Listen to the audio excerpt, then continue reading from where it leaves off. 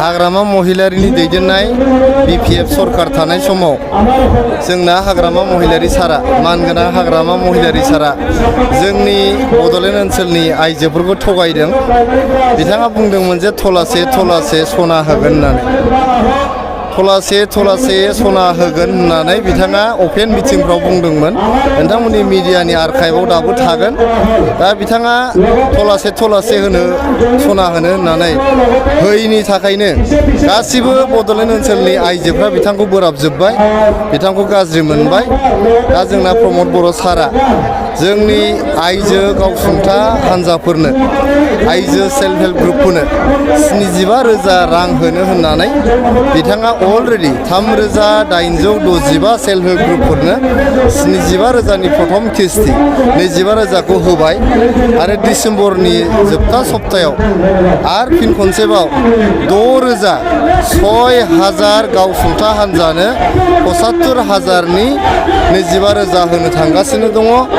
आरो फैगौ बोसोरनि गोदान बोसोराव गोदान मोनसे खौरां, मोजां मोनसे खौरां गुड निउज आइजोफोरनि थाखाय जायफोरहा 25,000 मोनखांखाबाय बिथांमोननो गोदान बोसोराव 75,000नि सेकेन्ड किस्ति 25,000खौ होनो थांगासिनो दं। ओंखायनो जिहेतु हाग्रामा महिलारि सारा थलासे सना होनो होननानै थगायनायखाय बिथांखौ बोराबबाय आरो प्रमद बर' सारा 75,000 रां होनो होननानै प्रथम किस्ति 25,000खौ होनायनि थाखाय बेखौ मोजां मोननानै दिनै बड'लेण्ड ओनसोलनि आइजोफोर लोगोसे जोंना हौवाफ्राबो 2,000नि बांसिन जोंनि जमदुवार समस्तिनि बालागाव बे ओनसोलाव जोंनि UPPLआव जइन जाफैबाय। लकसभाया माबायदि साखाफारा जादों UPPL?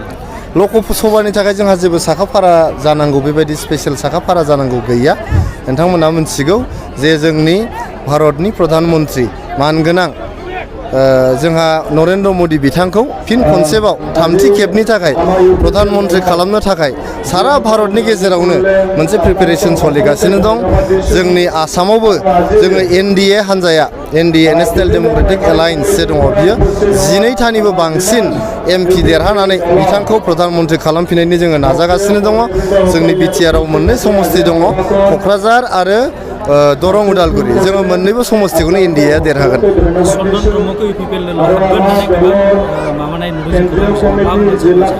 चन्दन ब्रह्मआ जोंनि UPPLआव हाबफैगोन होननानै जों नोंथांमोननि मिडियानि गेजेरजों जों नुनो मोनदों। जोंनि हान्जायाव चन्दन ब्रह्म बिथाङा हाबफैगोन ना हाबफैया बिनि सोमोन्दै सावरायनाय जायाखै। आं एटलिस्ट मिथिया बिथाङा हाबफैगोन ना हाबफैया।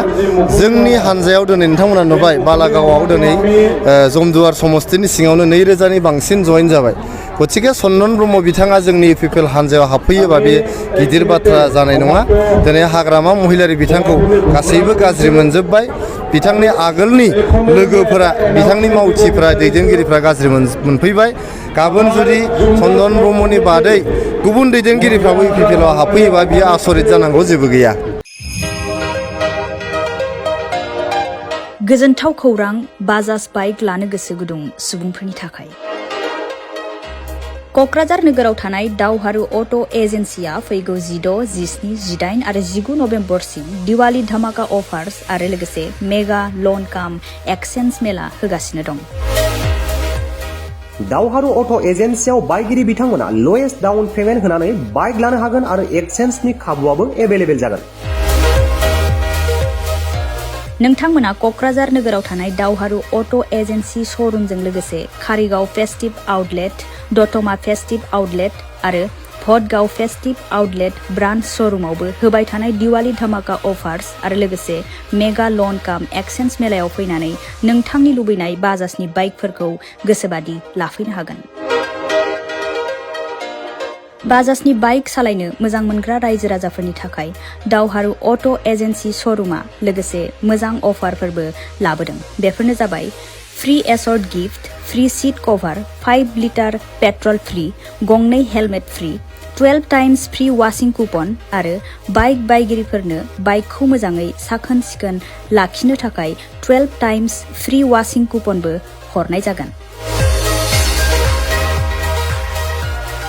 आबुङै मिथिना लाबावनो थाखाय 60000399 187 88 220 18193 जानबुं नम्बराव खौरां लाहरनो हागोन।